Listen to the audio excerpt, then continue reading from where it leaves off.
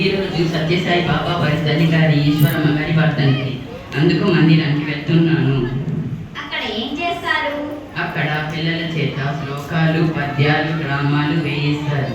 ఈశ్వరమ్మ గారి గురించి ఉపన్యాసాలు ఇస్తారు. ఈరోజు బాల వికాస్ పిల్లల దినోత్సవంగా కూడా జరుపుకుంటాము. స్వామి గారి తల్లి గారి గురించి నీకేం తెలుసు, నాకు చెప్తావా? అలాగే కైలాష్.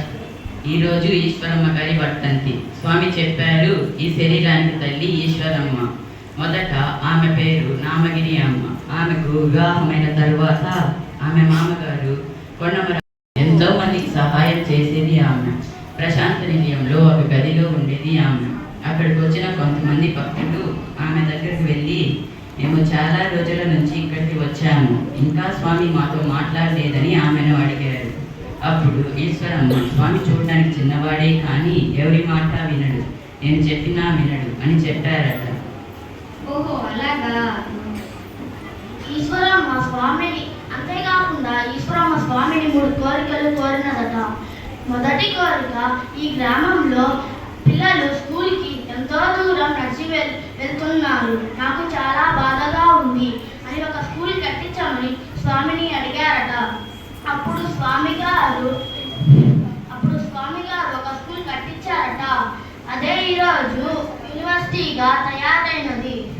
రెండవ కోరిక, ఈ గ్రామంలో ఎంతో మందికి బాగలేక వేరే ఊరికి వెళ్ళి వైద్యం చేపించుకుంటున్నారు, అందుకని ఒక హాస్పిటల్ కట్టించామని ఈశ్వరమ్మ స్వామిని అడిగారట. అప్పుడు స్వామి గారు ఒక హాస్పిటల్ కట్టించారట. అదే ఈరోజు శ్రీ సత్యసాయి సూపర్ స్పెషాలిటీ హాస్పిటల్గా తయారైనది. మూడవ కోరిక, ఈ గ్రామంలో ఎంతో మందికి నీళ్లు లేక వేరే ఊరికి వెళ్ళి నీళ్లు తెచ్చుకుంటున్నారు, అందుకని స్వామి గారిని నీటి సదుపాయం చేయమని అడిగారట. అప్పుడు స్వామి గారు నీటి సదుపాయం చేశారట. అదే ఈరోజు శ్రీ సత్యసాయి వాటర్ ప్రాజెక్ట్ పునరుద్ధరణగా తయారైనది. ఎంతో మంది తల్లులు తమ పిల్లలను గొప్ప మహనీయులుగా తీర్చిదిద్దారు. నీకు తెలుసా కైలాష్?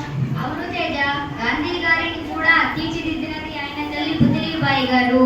పిల్లలు సుగుణవంతులు, సంస్కారవంతులుగా కావాలంటే తల్లిదండ్రులు సుగుణవంతులు, సంస్కారవంతులుగా ఉండాలి. గాంధీ గారిని జాతిపితగా, మహాత్మునిగా తీర్చిదిద్దినది ఆయన తల్లి పుత్లీబాయి గారు. గాంధీ గారి తల్లికి ఒక వ్రతం ఉండేది. అదేమిటంటే రోజు కోయిల పూత పూస్తే గాని ఆమె భోజనం చేయదు. ఒకరోజు కోయిల పూయలేదు. అది చూసి గాంధీ తన తల్లి ఇంతసేపు ఉండలేదని తలే కోయిల మాదిరిగా అరిచాడు. అది విని ఆమె భోజనం చేసింది. తరువాత గాంధీ గారు తన తల్లి దగ్గరకు వెళ్ళి, అమ్మా భోజనం చేశావా అని అడిగాడు. తన తల్లి చేశాను అని చెప్పింది. తరువాత గాంధీ, అమ్మా కోయిల పూయలేదు, నేనే కోయిల మాదిరిగా అరిచాను అని చెప్పాడు.